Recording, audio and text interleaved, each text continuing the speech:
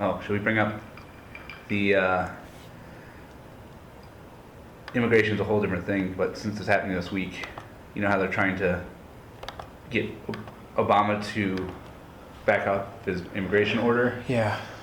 Or they won't fund the Department of Homeland Security bill. Because God knows we're not going to survive without the Department of Homeland Security. I don't know. What do they do that's different than like the other stuff?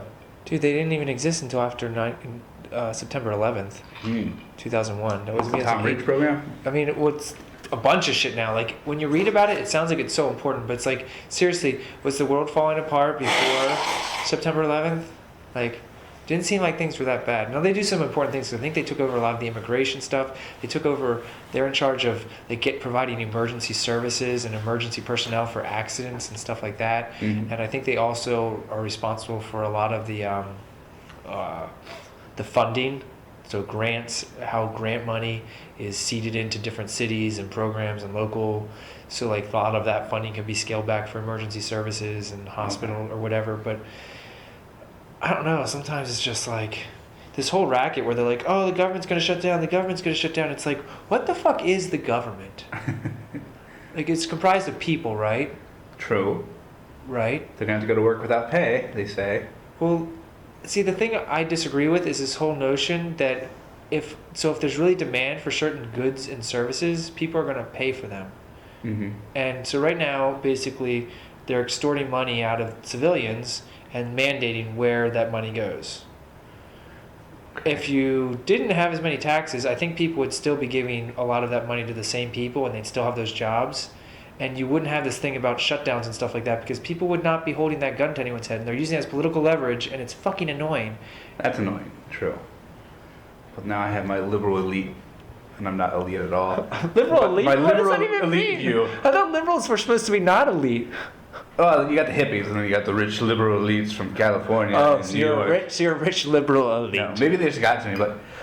Did you sell one of your scripts yesterday and you're like, I just fucking cashed a $10 million check? You have like a fucking huge... No, I wouldn't even showed up to work. I would have been still drunk if that happened. I would have been like, champagne. We'd be on like a private plane right now doing this, like headed to somewhere crazy. Lines of Coke for no reason. I would not want to do that. That's what you do though, right? I don't think so. I don't know. I think we'd just be drinking. Probably doing what we're doing. That's probably good.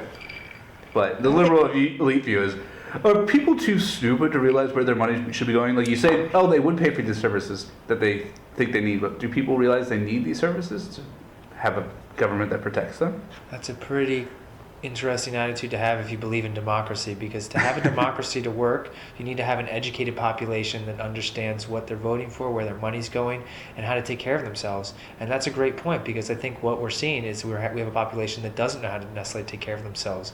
But you think subsidizing them to continue to not learn how to take care of themselves is going to get them to take care of themselves more? I think that's like the path to idiocracy. Keep making them dumber and dumber. True. Keep making them think less and less. Keep providing more and more things. There probably is that going on, but I saw on my various pages that I browsed through a nice quote from Obama this week.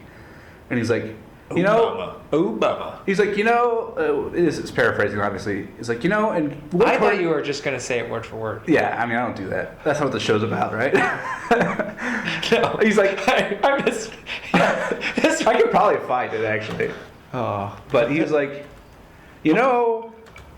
I could actually look it up because I have this computer, this Whisky and magical Wifi. screen. The thing I read tells me everything I want. I gotta scroll so long.